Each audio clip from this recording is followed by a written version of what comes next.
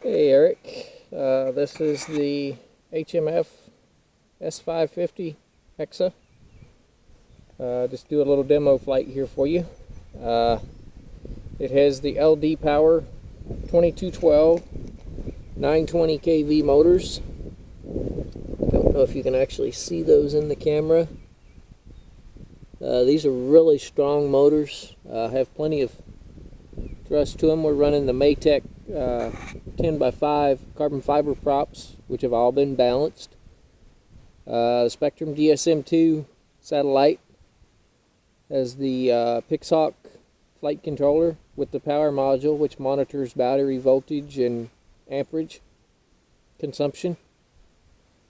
It does have the 3DR 915 megahertz telemetry radio, the GLONASS dual mode GPS, which allows just your standard GPS mode, and then it has also the GLONASS, which doubles your satellite count over just a traditional GPS like what I have on the Quad and the Scorpion Y650, which have the APM 2.6s on those. This is a more reliable GPS, has less likelihood of a GPS failure.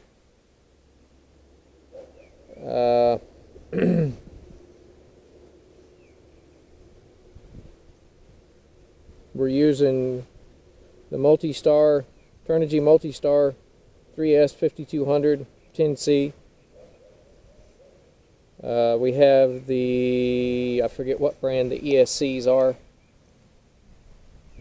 Mystery, which are 4S capable. They do recommend with these motors that you drop down to a 9-inch prop if you're going to run 4S, but I have a buddy that has an S550 DJI with basically these same motors. They're the DJI version, running 4S with these same set of props, and he said he doesn't have a problem with the motors getting hot or the speed controllers getting hot. You can see it's flashing the blue light there, getting the GPS lock. That light turns green. This one here turns green when it has a GPS lock. I have programmed in the return to launch, which I will demonstrate during this demo flight.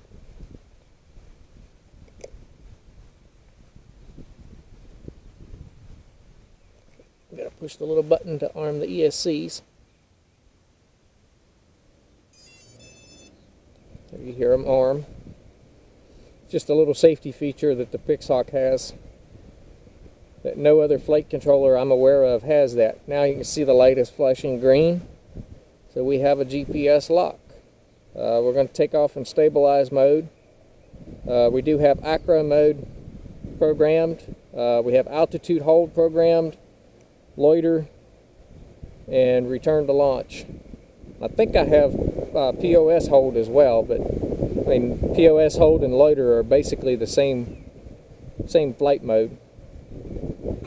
You just hold right rudder stick for 5 seconds and you'll hear it give off a tone, and then the motors will arm and spin.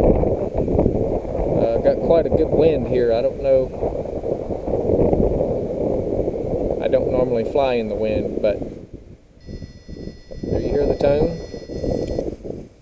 And we get about 8 minutes, between 8 and 9 minutes of flight time on these 3S5200s.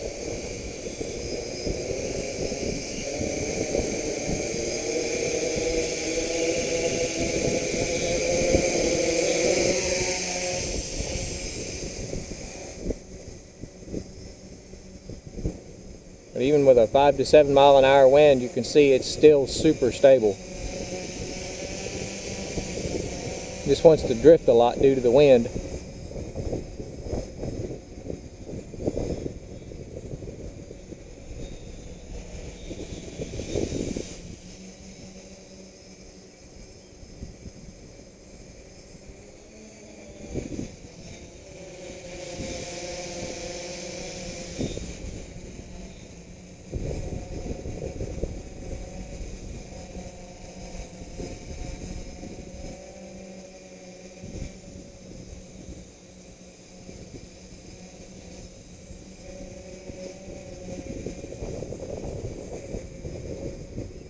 flip into loiter here.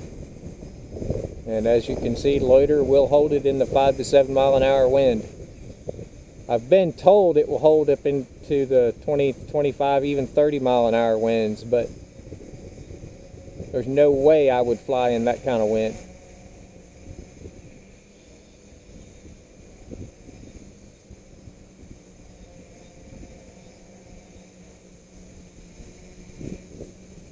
Go back to altitude hold. It does drift, but it does hold the altitude solid.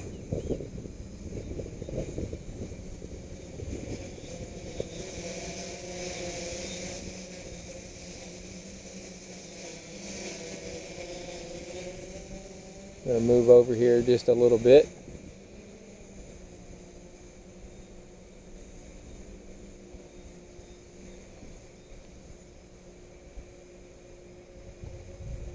And we'll demonstrate the return to launch. Okay, there's return to launch.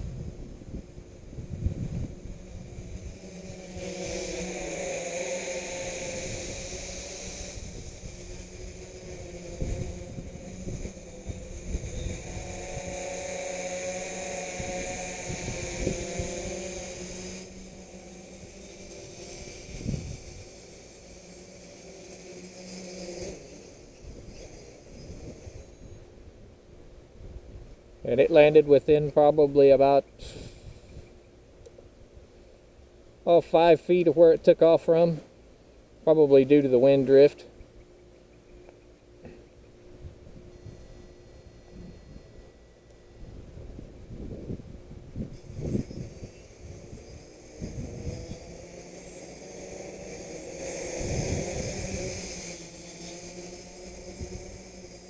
I don't have the gimbal installed right now just simply because I don't have a camera to put on it, but the gimbal will be included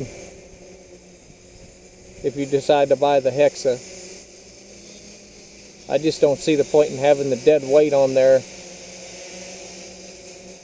without a camera.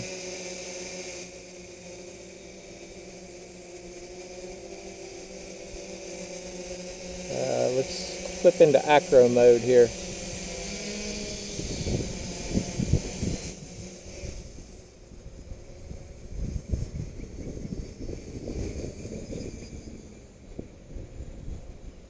It's pretty agile for being a Hexa as big as it is. Even in all of this wind, it's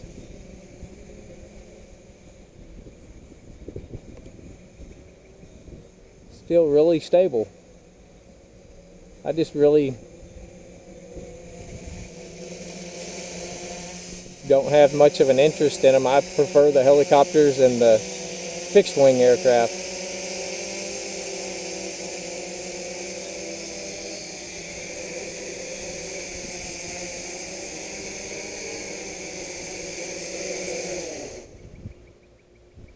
So there you go, Eric. I hope you like it. Let me know.